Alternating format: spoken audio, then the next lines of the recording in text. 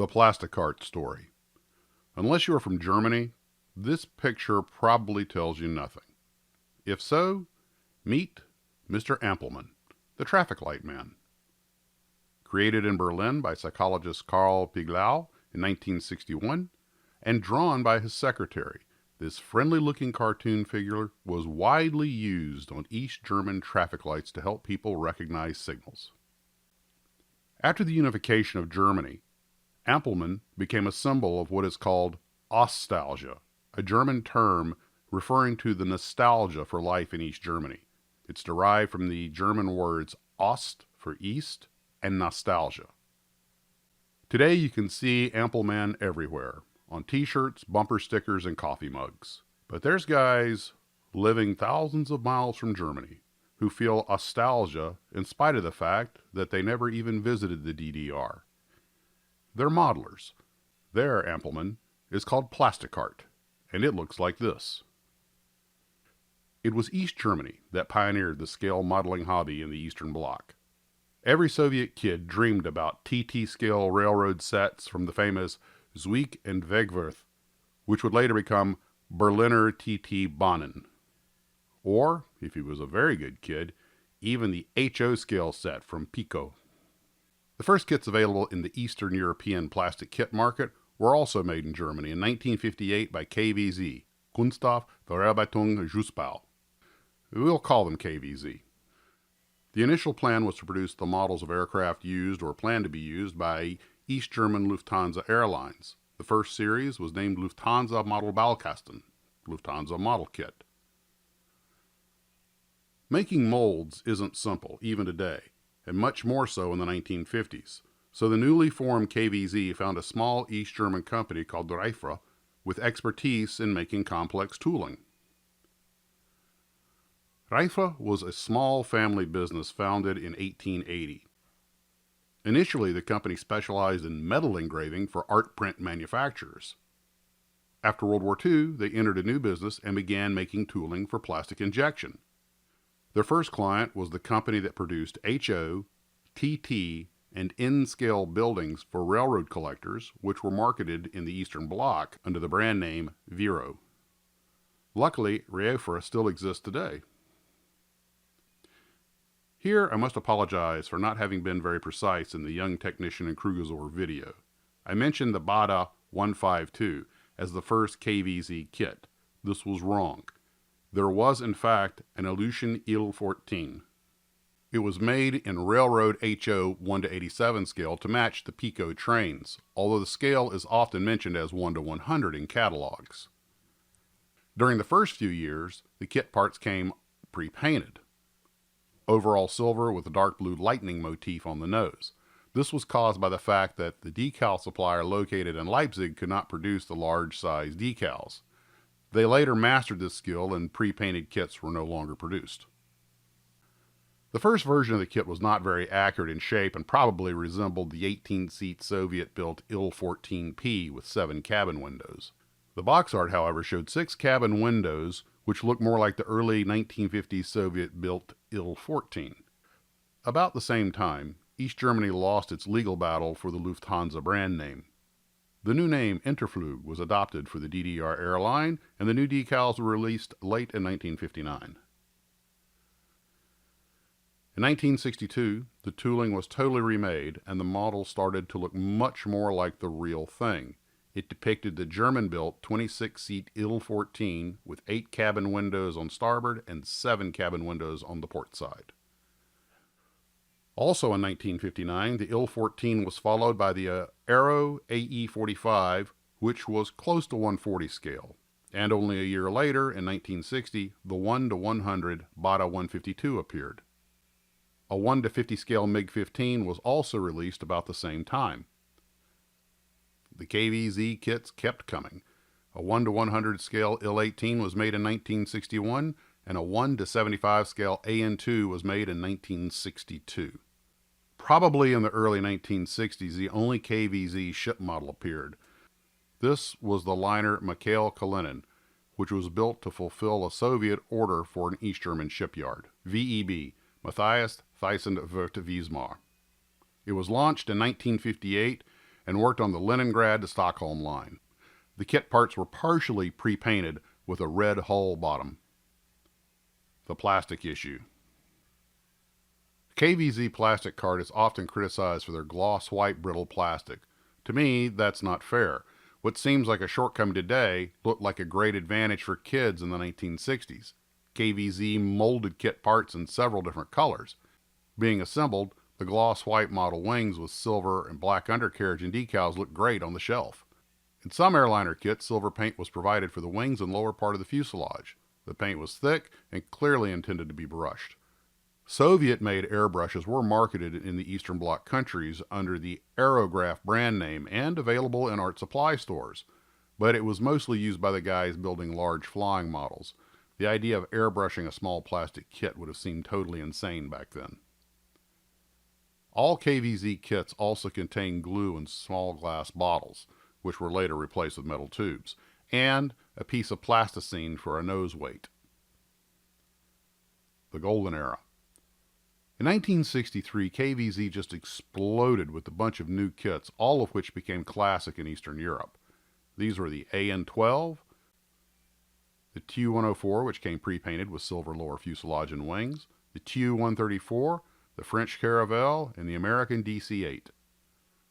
And above all, arguably the favorite Plasticart kit in the Soviet Union, the Tu-114. The Tu-114 was the largest airliner on Earth back then, and it looked great on the shelf. Initially, the Tu-114 kits came pre-painted with silver wings and lower part of the fuselage. Unfortunately, the kit was discontinued in 1975, and now we don't have a quality plastic representation of this aircraft. But with all of the competition in today's market, I can nearly feel a Tu-114 condensing in the air slowly. The only question is who will be the first, Zvezda, ICM, or Rodin. In 1964, a 1:100 Comet 4 was added to the line, and in 1965, an Il-62 and an Aero L-60 were released. In 1967, a 1:100 Yak-40 kit hit the shops, as well as an Mi-1 and Mi-4 helicopters. Usually KVZ included the silver paint in their kits. The Mi-4 was the only exception. The red paint was included for the upper portion of the fuselage. The last 1967 release was the Mi-6P. Unlikely to be made this way by Krugozor, the Plasticart Mi-6 depicted the passenger version with square windows and was made in 1:87 scale for HO model railroad fans. In 1968, a 1:100 scale Boeing 727 was made, a Yak-11, Yak-24, and an Mi-10K appeared. This was unlike the Krugozor-made long-legged Mi-10 intended for transporting vehicles. The KVZ release of the Mi-10K flying crane also had the cargo operator's cockpit underneath the fuselage. In 1969, the factory was renamed MPKAB, Modell- und Plastikwarenkombinat Annenberg-Buchholz, which means the factory of models and plastic toys in Annenberg-Buchholz. The same year, a 1:100 scale Tu-144 and Il-28 kits appeared. In 1972, Riefra, the KVZ model molder, was nationalized and merged into KVZ MPKAB. 2 decades after that, in 1990, the company would again become a family business. About that time, the 1:25 scale Vostok spacecraft appeared. The rumors that the Vostok kits by Revell and Ogonyok were copies of the Plasticart kit are incorrect. These are 3 different kits in different scales. The Ogonyok kit is a 1:30 and includes only the orbiter. The Revell kit is a 1:24 scale and includes both the orbiter and the booster's 3rd stage. It has a different parts breakdown, but all 3 kits have very similar geometry and are probably based on the same master model. Plasticart. The name MPKAB was too difficult to pronounce for foreign customers, and in 1973 the new brand name was adopted, VEB Plasticart. VEB is the German acronym for Volkseingenieure Betrieb, the People's Enterprise. The name Plasticart simply came from connecting the words plastic and art. To commemorate the rebranding, 5 new kits were released. These were the 1:100 scale Saab J35 Draken prototype, the MiG-21F, the Tu-154, the Trident, and finally, the first 1/72nd scale Plasticart kit, the Sukhoi Su-7. About this time, the new classic packaging was introduced. Now the box top had only art, with no writing whatsoever. The designation of the type, scale, and Plasticart logo were on the side of the box. The color of the box was cyan for 1:100 and 1:87 scale kits, or magenta for 1:72nd and 1/75th scale kits. In 1975, another 5 kits were released: a 1:100 scale Antonov AN-24, a Dassault Mercure airliner, a Tu-20, which was in fact the preliminary design for what would later become the Tu-95 Bear, the Letov L-410, which became the last Plasticart 1:100 scale kit, and finally the Beriev 1:72nd scale BE-6. In 1985, Plasticart changed the design of their boxes. Now they were black, with the type designation and scale on top and a photograph of the built-up model. About the same time, the IL-4 appeared. It was in 1/72nd scale, although 1:100 scale was mistakenly printed on the box. In 1987, 1:72nd scale Junkers Ju-23-24 kits were released. In 1988, a 1:72nd scale Antonov AN-14, which is one of the most beautiful of the Plasticart kits. The same year, a 1:288 scale Buran space shuttle appeared. It was not available on the Soviet market, but a few years later, a Russian company called Start released their own model of the Buran in launch configuration in the same scale. This was a different kit with no relation to the Plasticart model.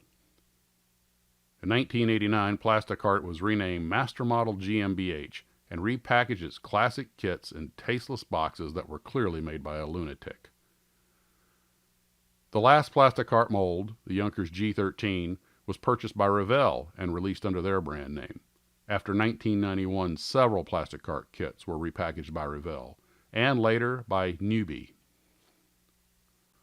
Luckily, in 2012, Reafra, who was still in business producing tooling and toys, purchased several ex-Plasticart molds.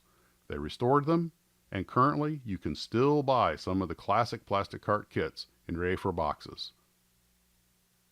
They have an online store at reafra.deutsche. And now, a postscript from Sergei, the writer. To be honest, this is not the history of Plasticart, but rather a Russian view of it. If the story is not very precise in some details, blame me, not Max. Any constructive criticism from colleagues is gladly appreciated. Plasticart kits are often criticized for not being very accurate. Though I fully agree with this, I want to point out that the accuracy was not the point back then. Instead of focusing on counting rivets, the Plasticart people accomplished something much more important.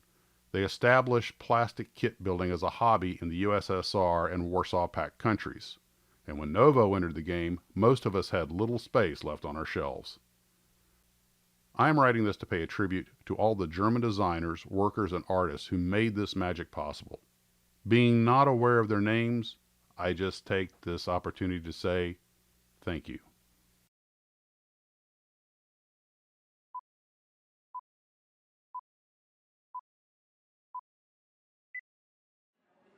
Ronnie, I want to go to the West. Cindy, listen to me. The capitalist world, it's a mess. Life here in East Germany is better than anything they've got over there. The workers are all exploited in all of the western states. That's not true. Dream about going over, but that is a big mistake. But why? Just look at the wall around you and see there's a dead strip too. Oh. If you think about escaping, the Stasi will be onto you. Oh, East Germany. East Germany. What's some repression when your obsession is equality? Out in the West are still Nazis. Here you are safe with the SED. Naked together in all kinds of weather in East Germany. Karl Marx, yes, he was a German. It's not just a Russian thing. That's true. And that good Central Committee is better than any king. He's got a point. It's all very democratic. See, we have elections too. But who counts There the might votes? only be one party, but it knows the best for you. Oh, oh, East Germany. East Germany. Nobody beats us. Russia completes us. Who needs money? Me. This is a workers' paradise. In every dorf, in every kreis. Yes, we be flirting behind the curtain in East Germany. East Germany. East Germany. East Germany. Rose from the ashes made by those fascists. East Germany. Out in the west you'd be a slave, right from the birth until the grave. Life here is lecker, under Honecker in East Germany. To stop or to go, the Ampelmann knows. No top of the pops, but hey, we got schnapps. And out of the runes we made our own tunes. It's East German rock and roll. Replace your hot dog with Ketwurst and grog. Enjoy the road caption, don't mind the smog. And after year 9, it's your turn in line to get into your trammy and go. Guys, I just don't know, because I want to go to the West, and I know I'll fit in because I already speak perfect American English. But I'm just going to miss so many things about the East. I'm going to miss Trabi and Ampelmann and Rotkäppchen and Sandmann, but I think I'm becoming nostalgic for the East. I think I've become nostalgic. I'm gonna miss this. Ronnie! Oh, East Germany. East Germany. East Germany. East Germany. You won't mind the working when you taste the gherkin in East Germany. East Germany. Yes, they got lots of crazy fruit, but nothing as sexy as beetroot. This song we're penning for Stalin and Lenin in East Germany. Go on vacation to friendly nations of East Germany. Gold medal hoping, bring on the doping. Yes, we're the story of communist glory. Our tower's taller, who needs the dollar? East Germany. Yeah! Und here we go again. Kunststoff, Verarbeitung, Jospal. The first kits available in the Eastern European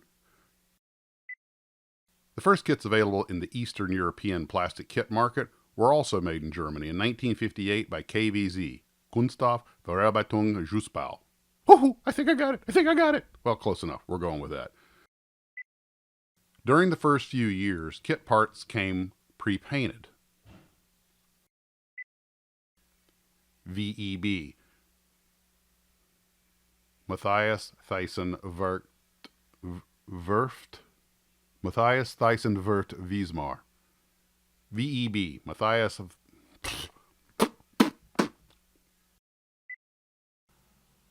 And there goes the blender again. I'm assuming the microphone can pick it up because I can hear it pretty well in here. Well, we can't hold up production all day. Okay, let's see. It was released. Okay. Beep. Ooh, what the hell is she grinding up? Bones? Oh, God. Sounds like a transmission gone bad. Okay. Suddenly gets quiet around here. And now that I'm done, it suddenly gets quiet around here. Go figure.